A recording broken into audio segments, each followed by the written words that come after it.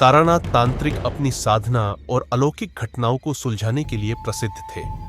एक दिन उनके पुराने मित्र बनर्जी बाबू ने उन्हें कंचनपुर बुलाया। जब तारानाथ गांव पहुंचे तो उन्हें इस चुड़ैल और हवेली की कहानी सुनाई गई। बनर्जी बाबू ने कहा, तारानाथ बाबू, यहाँ के लोग बहुत डरे हुए हैं। कई सालों से कोई उस हवेली के पास भी नहीं जाता। वहां जाने वाले या तो गायब हो जाते हैं या फिर पागल होकर लौटते हैं। हमें आपकी मदद चाहिए। तारानाथ ने यह सुनकर कहा, मुझे हवेली का इतिहास बताओ। हर आत्मा की पीड़ा के पीछे एक कहानी होती है। बनर्जी बाबू ने कहना शुरू किया, यह हवेली कभी जयसिंह राय चौधरी नामक एक धनी व्यापारी की थी। जयसिंह की पत्नी सुलक्षणा बेहद सुंदर, बुद्धिमान और रहस्यमयी महिला थी। वह तंत्र मंत्र में गहरी रुचि रखती थी। कहा जाता है कि वह अपने कमरे में रात के समय तांत्रिक साधनाएं किया करती थी। लेकिन एक दिन गांव के लोगों को पता चला कि सुलक्षणा ने तांत्रिक बलि के लिए गांव की एक लड़की को अपने पास बुलाया है। गुस्से में गांव वालों ने उसे रंगे हाथों पकड़ लिया। उन्होंने उसे काला जादू करने का दोषी मानकर हवेली के आंगन में जिंदा जला दिया।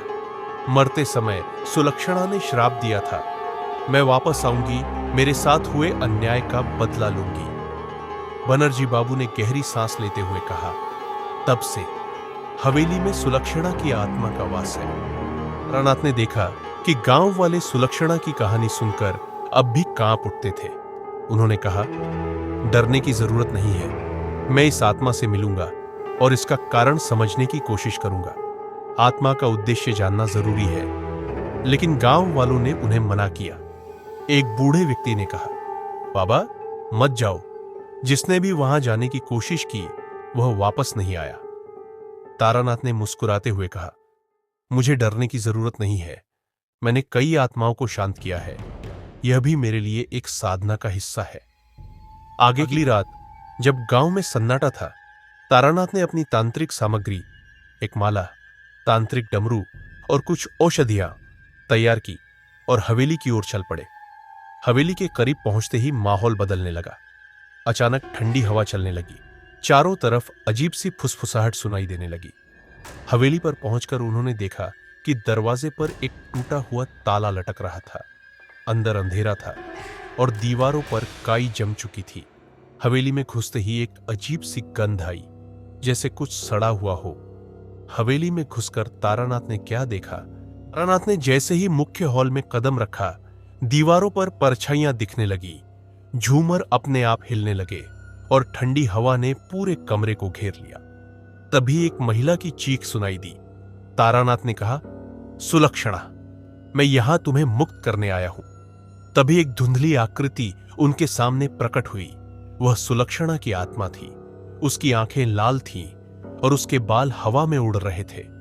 उसने गुस्से से कहा, तुम कौन होते हो मुझे मुक्त करने वाले? मैंने यहां रहने का वचन दिया है। तारानाथ ने शांत स्वर में कहा, तुम्हें मुक्त होना चाहिए। तुम्हारा गुस्सा तुम्हारी आत्मा को और पीड़ा दे रहा है। आगे ने कहा, अगर तुम मुझे मुक्त करना चाहते हो तो तुम्हें मेरी पीड़ा को महसूस करना होगा। देखो मैंने क्या सहा। अचानक तारानाथ को एक दृष्टि दिखाई दी। उन्होंने देखा कि सुलक्षणा को गांव वालों ने कैसे घसीटकर बाहर निकाला और जलाया। उसकी चीखें और दर्द तारानाथ को अंदर तक झंझोर गया। तारानाथ ने कहा, तुम्हारे साथ अन्याय हुआ है, लेकिन इस गुस्से और बदले की भावना ने तुम्हें यहां बांध रखा है। ये तुम्हारे लिए सही नहीं है। तारानाथ ने हवेली के आंगन में एक तांत्रिक मंडल बनाया और मंत्र पढ़ने लगे। जैसे जैसे मंत्र पूरे होते गए, सुलक्षणा की आत्मा में बदलाव आने लगा। उसकी लाल आंखें शांत हो गईं और उसकी आकृति धीरे धीरे एक उजाले में बदलने लगी। आत्मा ने कहा, तुमने मुझे मेरी पीड़ा से मुक्त कर दिया। मैं अब शांति पा रही हूं। धन्यवाद। सुलक्षणा की आत्मा एक प्रकाश की किरण बनकर गायब हो गई। हवेली शांत हो गई। ऐसी कहानी और भी देखने के लिए चैनल को लाइक और सब्सक्राइब करके साथ रहे। धन्यवाद।